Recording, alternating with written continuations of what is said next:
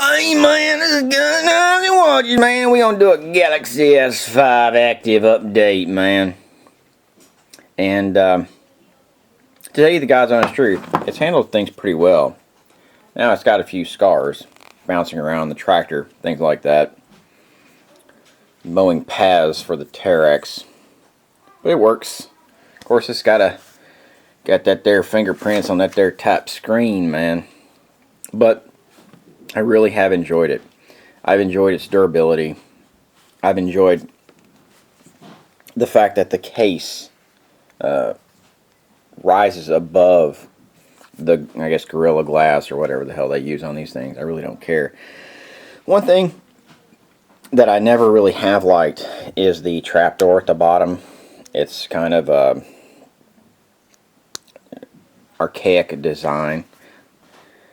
And but one thing I really do like is the removable case back on the S5, because you can replace the battery and you can, of course, have a external memory card. And of course, I've got a Smart Scan 64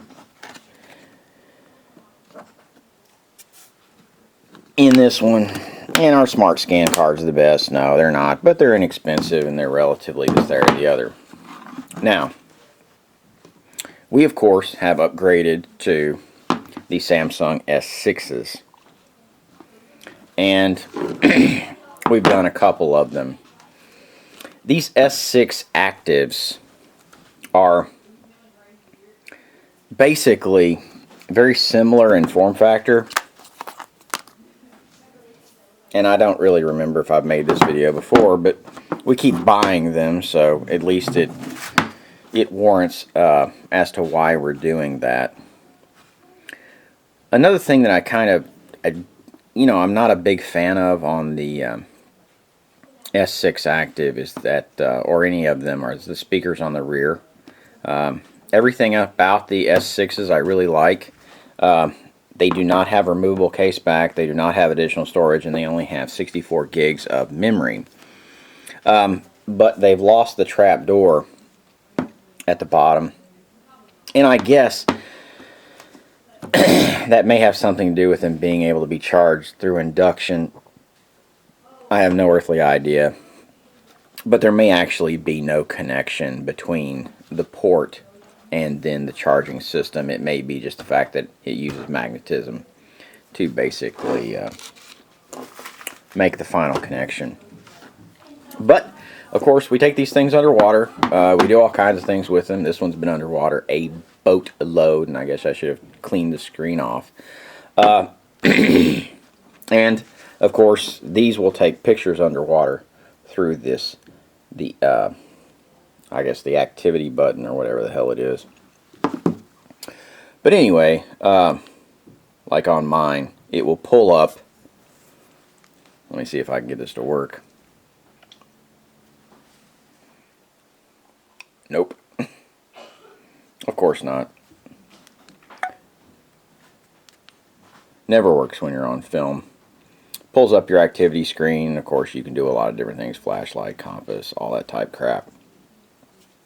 But one thing about them is they're just extremely durable, and they're relatively inexpensive. I think they're about $600 a piece, as opposed to the 64 gig iPhone 6s, which is, I think, right now at about $750.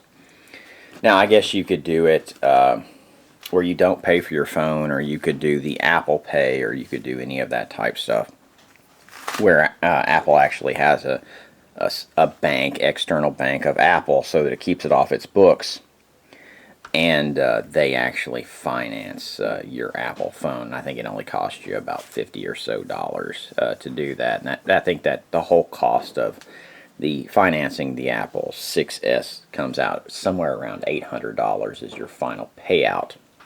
But these are only $600. They're extremely durable. They're water resistant, and they're by AT&T. And if AT&T being Big Brother bothers you, or Google being Big Brother, because these are actually both, then it's just a problem to you.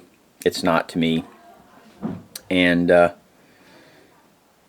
This is Guns, Knives, and Watches, and have a good one.